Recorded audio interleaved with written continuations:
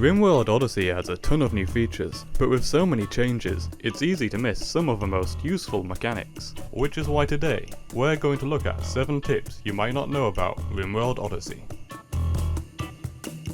If you are looking to find a good place to start a base, try moving to the new Glow Forest biome.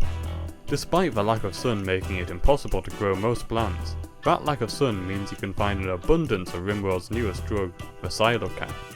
Harvesting a fully grown Psilocap mushroom will provide you with 5 doses of Psilocap, a potent, mood-enhancing drug that has a unique effect not seen in any other drug in Rimworld.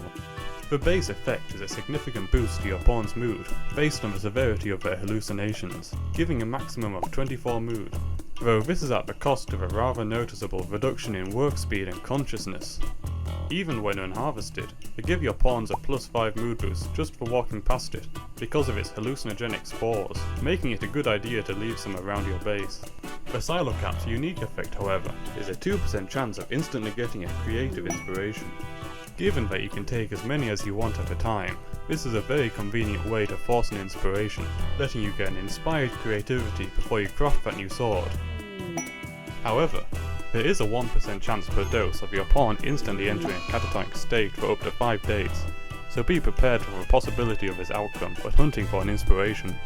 Though, as a Psilocap has a 0% chance of causing an addiction or an overdose, it is still very safe to use when you need to.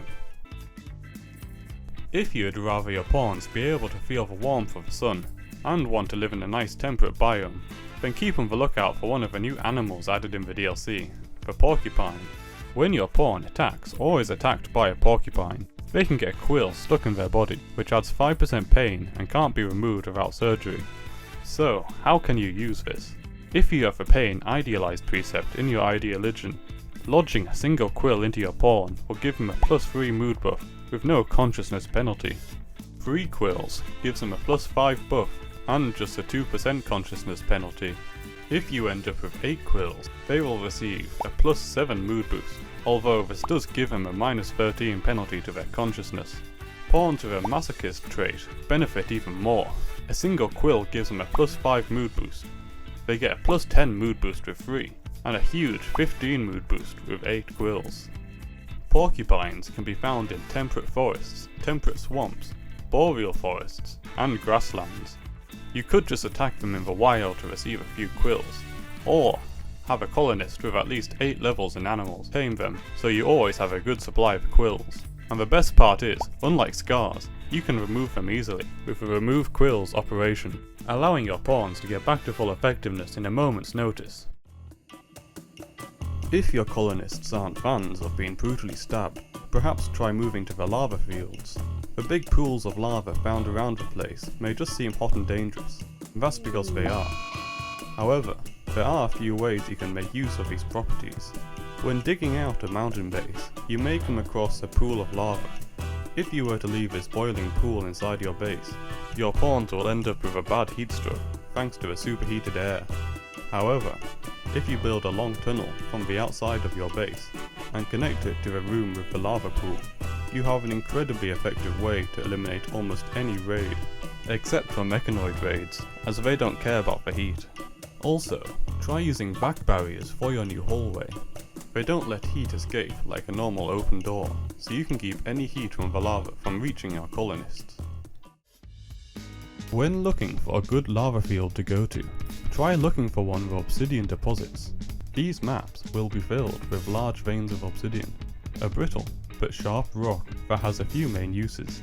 While it doesn't provide quite as much beauty as jade, the large quantities it can be found in make it an excellent replacement to add beauty to a base. Building walls out of obsidian adds 8 beauty to your room per wall. Just don't use obsidian for your outer walls, as they only have 150 health.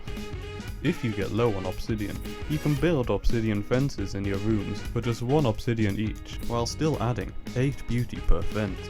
Obsidian's biggest selling point is its sharpness.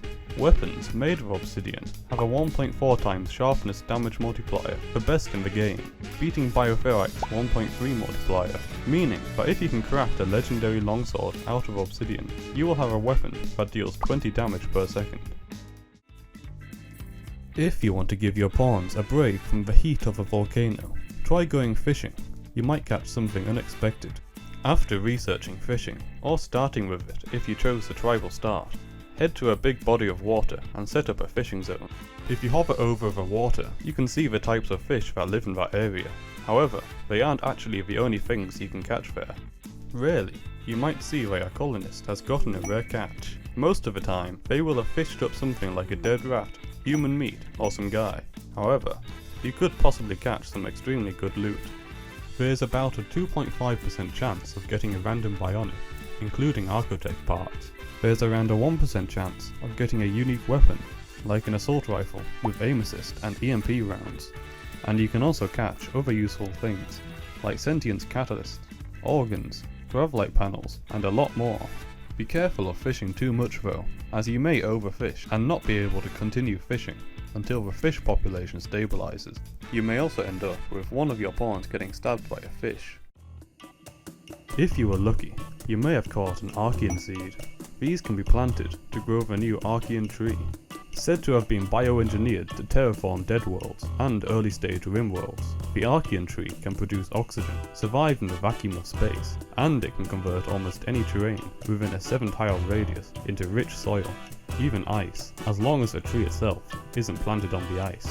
As the Archean tree can be placed under a roof, they can be used to make a growing zone on an asteroid or in a mountain without needing hydroponics. If you haven't found one yet, live Archean trees can sometimes be found on asteroids, and while the tree itself can't be moved, it will have seeds nearby. The seeds can also be found in ruins on the planet, or very rarely they can be caught while fishing. If you want to leave the planet altogether, try moving to an orbital platform.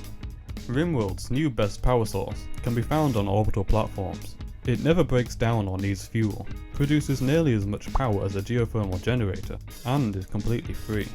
The life support unit can be found built into orbital platforms, with each unit providing 3,200 watts of power, just 400 less than a geothermal generator. While they can't be uninstalled, with around 20 to 30 of them on each orbital platform, you can start generating around 80,000 watts of power on average immediately if you decide to move your colony to space, meaning you should never be short of power again. On top of that, they also act as both a heater and an oxygen pump, providing everything you need to keep your pawn safe from the vacuum of space. You can now forget about generators and solar panels. Just move into your local orbital platform and enjoy a lifetime supply of free power. Well, there was 7 tips you might not have known about Rimworld's Odyssey DLC. If you have any more, tell me in the comments, and subscribe if you want to see more videos like this one.